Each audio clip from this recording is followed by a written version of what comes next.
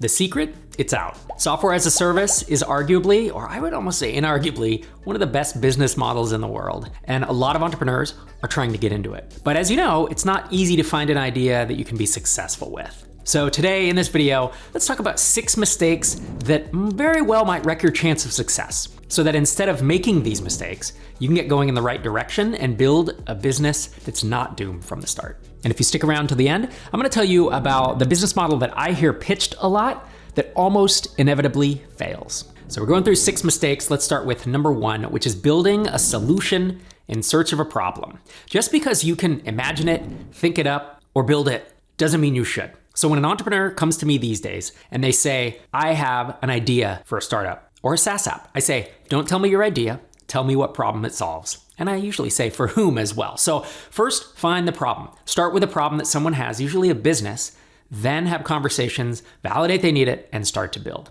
You don't want to go and build in your basement for 6 months. You want to have answered this question as best you can, and you can't get to 100%.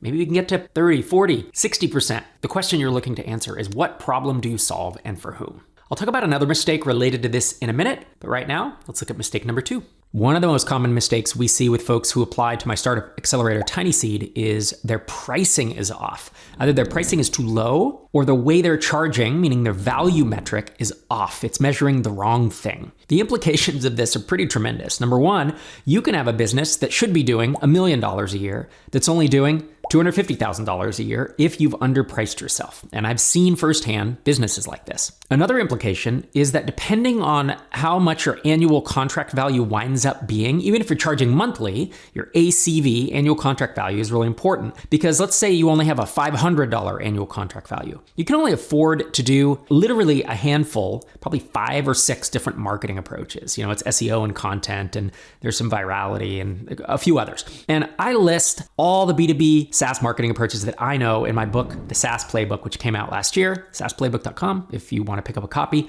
So if there are 20 B2B SaaS marketing approaches, but you can only afford 5 or 6 of them, you really are doing yourself a disservice and potentially not growing your business fast enough. Versus if you have an annual contract value of, let's say, $10,000, you can do 10 or 12 of the marketing approaches. And if you have an annual contract value of $25,000 or $35,000, you can do all 20 that I list in the book. Pricing is the biggest lever in SaaS, and it's one of the things that I see founders screw up most often. Mistake number 3 is thinking that all you need to succeed is luck. I hear folks say, my marketing plan is to post it on Hacker News or Product Hunt or go viral on social media. And really, all of those things are either not going to happen, or even if they do, they're just not going to make a difference in your business. In order to succeed, you need a mix of hard work, luck, and skill. You can't control your own luck, but you can control how much hard work you put in, and you can build up skills over time. And in this case, you're going to want to build skills to market and sell your product. We talk a lot about that on this channel. I talk a lot about it in my books. But if you can build a product, but you have no idea how to market or sell it, that's a problem. And relying on luck, thinking that that's going to help you market or sell, almost never works out. Mistake number 4 is selling to consumers. So there are approximately 0 successful B2C, business to consumer, SaaS apps. And whenever I say this in a video, someone suggests, what about Spotify or Netflix or Hulu or Apple TV Plus? And those are actually just content services. They're not SaaS. They're not software as a service. They're content as a service, right? You're paying an amount of money in order to watch a movie or listen to a song. Now, one could argue that, say, iCloud or Google Drive or Dropbox is B2C, but all of those businesses make the vast majority of their money from selling to small businesses and big enterprises. The problem with B2C SaaS is it's high churn. You can't charge very much. Therefore, you don't have the money to acquire customers, and it just stacks everything against you when you're trying to launch. There are so many B2B opportunities. Stay away from B2C. It's my recommendation. These days, when someone writes into my podcast, Startups for the Rest of Us, with a question about B2C, I typically just say, don't. I'm kind of joking, but also I'm pretty serious about it. I have run a couple of B2C apps back in the day before I knew any better, 15, 16 years ago, and I will never do it again. Mistake number 5 is trying freemium without knowing what you're doing. If you think freemium is a pricing strategy, that's your first mistake, right? Freemium is a marketing strategy. And while freemium is not always bad, it is not for beginners. Freemium is like a samurai sword. If you know what you're doing, you can do amazing things with it. And if you don't, you're likely to cut your arm off. So knowing how freemium works and when it doesn't is super important. I've actually talked about that in another video on this channel. Or do your research and learn about how hard freemium actually is to work, because just rolling it out is not a recipe for success. It's a recipe for getting a lot of price-sensitive customers who are probably going to give you feedback that's going to lead you astray.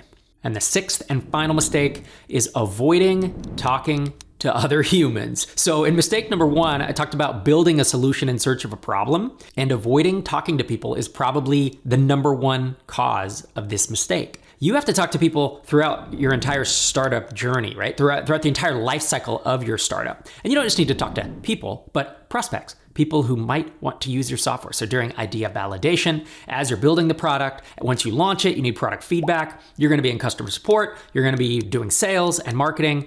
You're going to learn how your prospects talk about it so you can use it in your copy. There's all kinds of things that you can learn by talking to humans. And as much as so many of us want to sit in a basement and write code for 6 months, avoiding talking to people is a big mistake. And it's one I see especially developer entrepreneurs make pretty often.